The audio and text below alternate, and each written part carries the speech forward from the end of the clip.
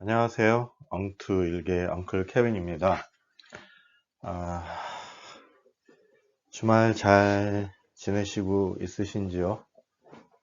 저는 어제는 출근을 해서 동영상을 만들지 못했고 오늘 지금 올리게 됐는데요. 아직도 그 주말 테슬라의 충격에서 벗어나지 못하고 있습니다. 분노의 바깥치기로 거의 테슬라 대주주가 됐는데 많이 올라줬죠. 그래서 사실은 거의 이제 똔똔까지 갔었는데 그냥 주말에 확 빠져버리는 바람에 다시 또 마이너스가 생겼습니다. 팔지는 않고 여전히 들고는 있는데 이걸 어떻게 끌고 가야 될지 심란한 마음입니다. 그래서 뭘 할까 하는 생각을 하다가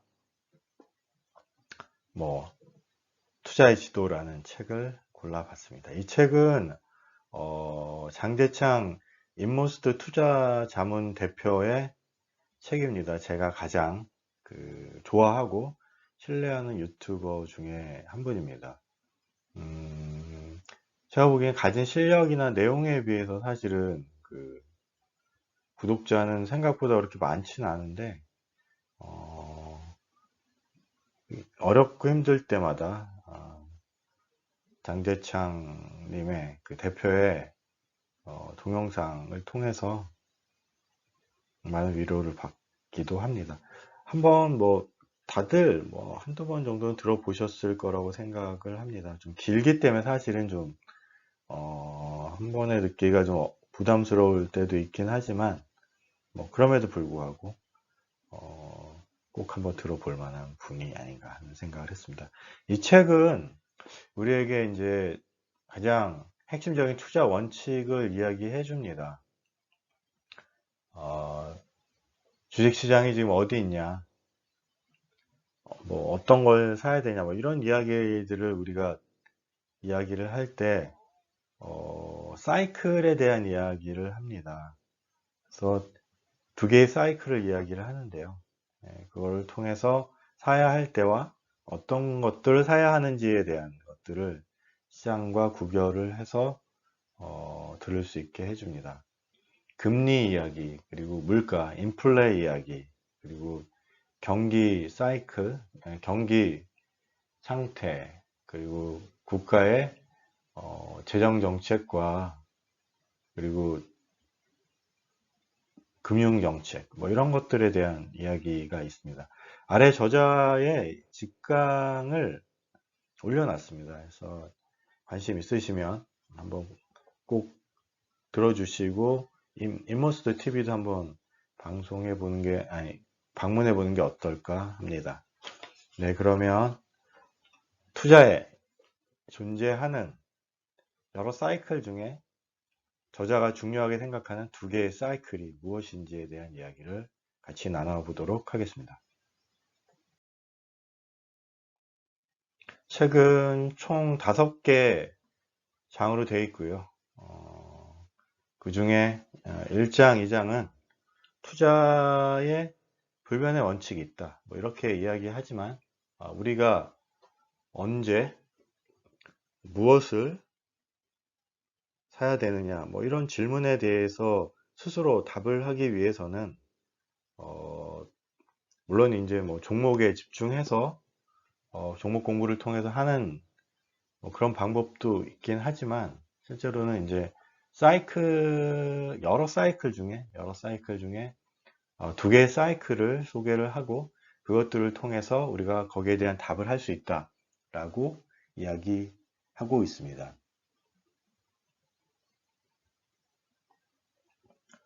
1장은 투자의 원칙, 투자의 불변의 원칙이 있다라는 것이고요. 보이지 않는 힘이 금융시장을 움직인다. 여러 개의 사이클이 있지만 경기순환 사이클, 사계절 사이클이라고 얘기하고요.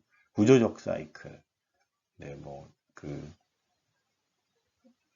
세계화, 그리고 기술의 시대, 이런 이야기들을 하고 있습니다. 그래서 언제 살 거냐에 대한 것은 경기순환 사이클에 맞게 저자는 봄, 여름, 가을, 겨울을 이야기를 하고 봄과 여름에는 주식 투자를 하지만 가을, 겨울에는 초보자들은 가능하면 주식을 쉬는 게 좋다라고 이야기를 하고 있고요. 그래서 이제 거기에 대한 이야기가 있고 구조적 변동을 세계화와 탈세계화 그리고 탈세계화에서 그 생산성을 올리기 위한 이제 기술적인 그런 혁신 활동 뭐 이런 두 개의 사이클을 보고 우리가 어떤 주식을 언제 살 건지에 대한 이야기를 할 수 있다라고 이야기를 합니다. 이 장에는 이제 사계절 사이클에 대한 이야기를 이야기합니다. 경기 순환에 대한 이야기고요. 투자의 타이밍에 대한 이야기입니다. 봄, 여름, 가을, 겨울을 크게 6개의 항목으로 이야기를 하는데 실제로는 두 가지입니다. 하나는 금리와 하나는 또 다른 하나는 물가죠. 봄은 회복기라고 이야기를 합니다. 그리고 이때는 금리는 저금리가 지속되고 있는 상태고 물가는 아직 저물가입니다. 이제는 예를 들면 뭐 코로나 상황인 경우죠. 갑자기 경제 전체가 어려워졌을 때 금리를 급격히 낮췄고요. 아직까지 물가는 오르고 있지 않습니다. 이제 저금리 속에서 조금씩 경기는 회복돼 가는 그런 상황이죠. 이때 주식이 가장 좋습니다. 이때는 바닥에서부터 올라가는 시기이기 때문에 대형주가 좋다고 이야기를 하고요. 다음은 여름이 있습니다. 여름은 호황기고요. 이때는 이제 물가가 상승하고 그리고 금리가 상승하고 그 다음에 경기는 고성장을 하는 때입니다. 그래서 이때 통화정책은 금리 인상에 대한 이야기들이 나오고 재정정책은 이제 시장에 풀린 돈들을 걷어들여야 하니까 국가의 재정정책은 줄여가는 때죠. 여전히 주식이 유효한 때입니다. 그래서 저자는 지금이 여름에 해당한다라고 이야기를 합니다. 가을은 이제 후택인데요.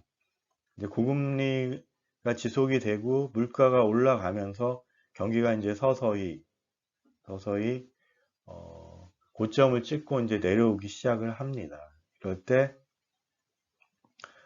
통화 정책은 여전히 이제 물가를 잡기 위해서 고금리이고요. 그다음에 이제 긴축을 풀어서 경기가 쇠퇴되는 것들을 막기 위해서 이제 재정 정책은 긴축을 축소하는 그런 시기로 접어듭니다. 저자는 이때 주식을 떠나고 예금이나 채권을 하는 게 더 낫다. 겨울은 침체기고 금리는 하락하지만 성장이 아직 더디고 이때는 금리를 하락시키고 재정 정책을 크게 하지만 아직 주가는 오르고 있지 않는 한겨울이라는 얘기죠. 그래서 봄이 올 때까지 금리가 하락시킨 금리가 이제 내려갈 대로 내려가 있고 거의 이제 뭐 제로 금리 근처로 가 있고 물가가 이제 하락해서 저물가가 유지가 되고 그 다음에 경기가 조금씩 회복되는 기미가 오면 이제 그때가 봄이 되는 것이죠. 그러니까 그때까지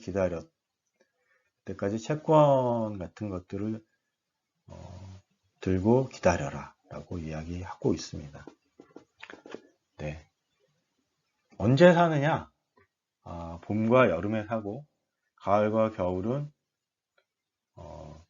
주식을 들고 있지 마라 라고 이야기합니다. 근데 이 주기가 한 2년에서 한 3년에서 5년 정도라고 하면 여러분들 주식 투자를 할 때 그냥 팔고 사야 될까요? 저자는 그렇게 이야기하고 있지 않습니다. 내가 투자하고 있는 자금의 성격에 따라서 결정이 된다고 이야기합니다. 단기적인, 그러니까 1년마다 성과를 내야 되거나 1년 안에 잃지 않아야 되는 그렇기 때문에 사실은 펀드나 기관에서 투자하는 것들을 따라가면 안 된다라고 이야기를 하죠.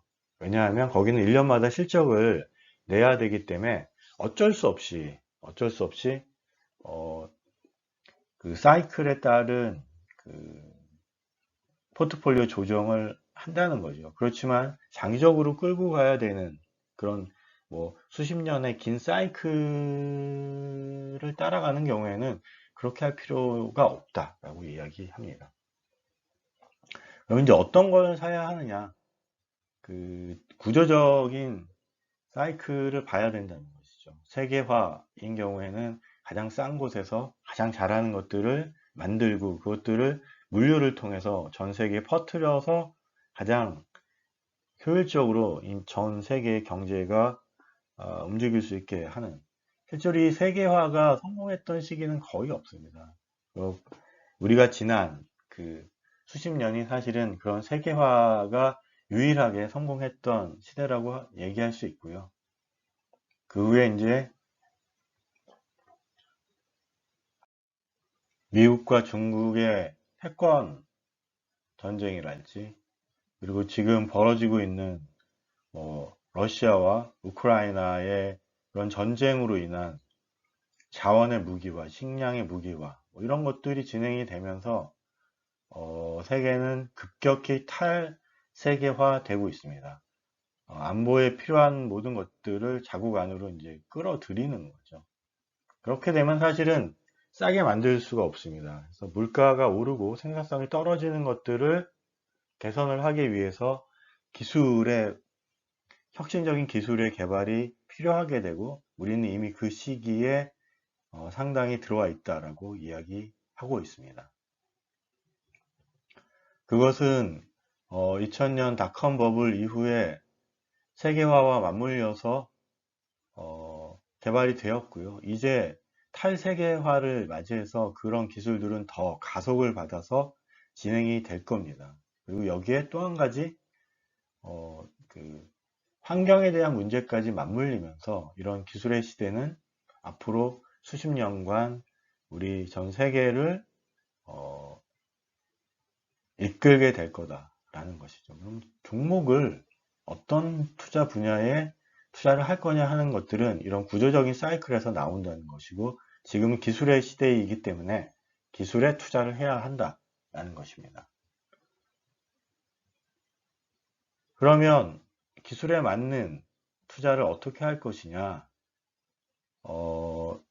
기술화인 경우에는 아직 개발이 되고 있는, 그리고 그 탈세계화 가운데 이런 혁신이 일어나고 있는 가운데 완전히 완료된 것이 아니라 진행되고 있는 분야에 대한 투자이기 때문에 여기에는 어떤 종목이 살아남을지, 어떤 종목이 업계 1위가 될지를 우리가 알 수가 없기 때문에 거기에 대한 가장 좋은 투자는 ETF 투자다라고 얘기를 하고, 기술 테마에 대한 여러 가지 미래를 보고 실제로 거기에 맞는 각 기술 테마별로 ETF로 투자를 하는 것이 가장 좋다라고 이야기를 합니다.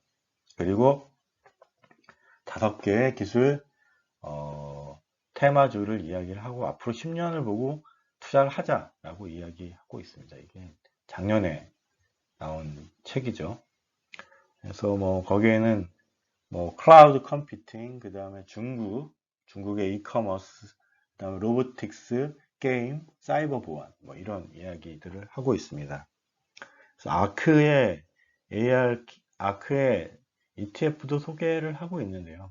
지금 이 여름의 사이클에서 급격히 강한 인플레와 경기 침체로 여름의 중반에서 여름과 가을을 넘어서서 경기상으로는 그냥 겨울로 바로 가버리는 게 아니냐, 이런 염려들이 있는 거죠. 그래서 기술주에 대한 것들이 급격히 떨어지고 있습니다. 그래서 혹자들은 지금이 기술주를 투자할 수 있는 가장 적기다라고 이야기하고, 어쩌면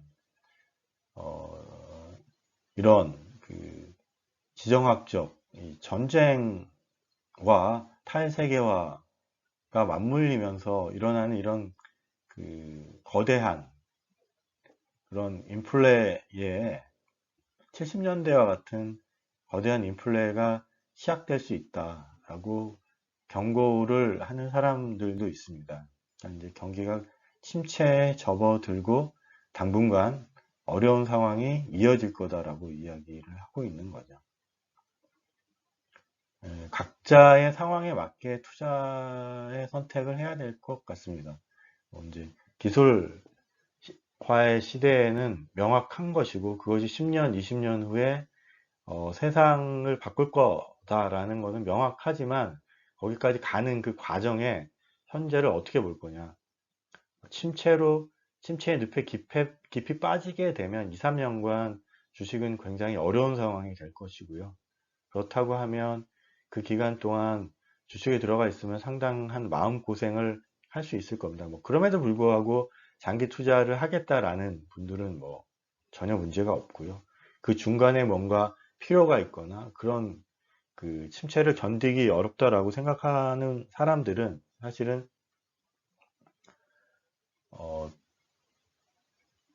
시장 사이클에 맞는, 그리고 이 고금리, 고인플레이션에 맞는 그런 포트폴리오로 변화하거나 아니면 시장을 떠나는 그런 판단을 해야 될 것 같습니다. 저는 어떻게 할 거냐 하는 게 사실은 고민인데요. 아직 결정을 못했습니다. 테슬라가 지금 너무 많은데 어쨌든 마지노선을 정하고 그 아래로 하향을 하는 경우에는 한 반 정도를 정리를 하고 상황을 보는 걸로 일단은 생각은 하고 있습니다. 각자의 상황에 맞는 그런 투자를 하시기를 바랍니다. 그리고 이 책을 통해서 금리와 물가에 대한 사이클에 따라서 봄, 여름, 가을, 겨울이 나눠지고 그리고 그 각 경우에 어떤 식의 투자를 하는 게 좋을지에 대한 내용들이 이 책에 사실은 이 장에 굉장히 구체적으로 여러 가지 상황과 그래프를 통해서 자세히 설명이 되어 있습니다. 꼭 한번 구입해서 읽어보시는 걸로 추천을 드리고 앞쪽에 제가 소개한 그 동영상, 저자가 직접 이야기하는 동영상도 한번 들어보시면 좋을 것 같습니다. 끝까지 들어주셔서 감사합니다.